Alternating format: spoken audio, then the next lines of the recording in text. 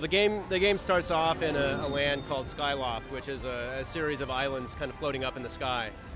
And the people of Skyloft have a special connection to these birds, rather large birds that perhaps you saw the sculptures of at E3. They soar around through the skies, and everyone kind of has a connection to their own bird. And the game starts off with essentially the people of Skyloft. To them, the world is the land above the clouds. The birds never dive down below the clouds, and as far as they know, there is no land beneath. They've never been down there. Nobody knows what's there. But after a kind of certain series of events at the beginning of the game, Zelda ends up falling down below the clouds, and Link has to go down to kind of try to find her and see what's happened to her. And that's what really sets up the overarching adventure. And there's actually, as you play through the game, a fair amount of kind of mystery in terms of what's really happening down below, what's happened to Zelda. You're kind of continually pursuing after her, but you don't understand why you can never quite catch up to her.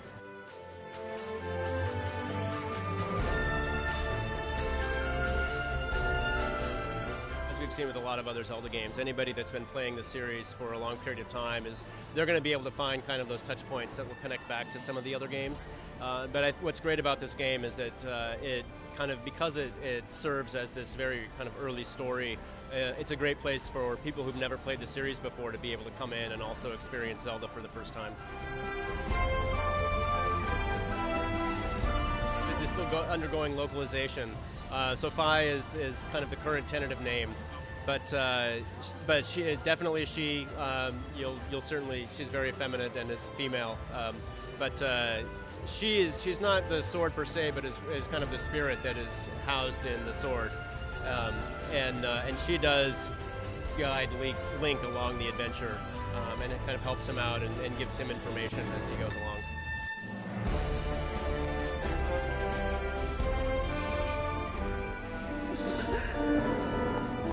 He's probably one of the creepier villains to have appeared in a Zelda game up until now.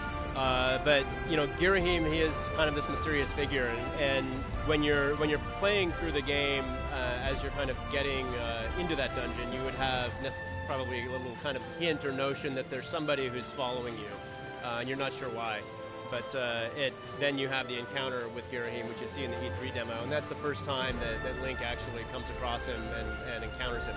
But I mean, it's kind of part of this whole early mystery of the game, where you're not really clear exactly who he is or why he's after Zelda, other than you know it's not for very good intents. And so Link and Ghirahim meet in the room that you see in the E3 demo. It is the first time that you see him, but probably not the last.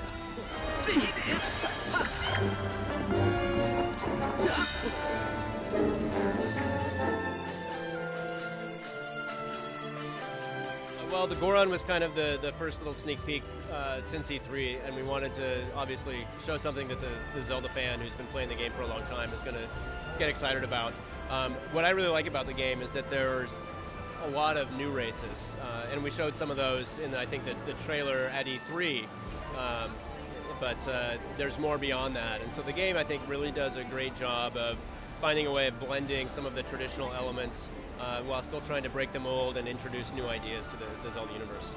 Players will certainly get to go to some familiar places, but as to whether or not that's Hyrule or not Hyrule is something that will be explained over the course of the game.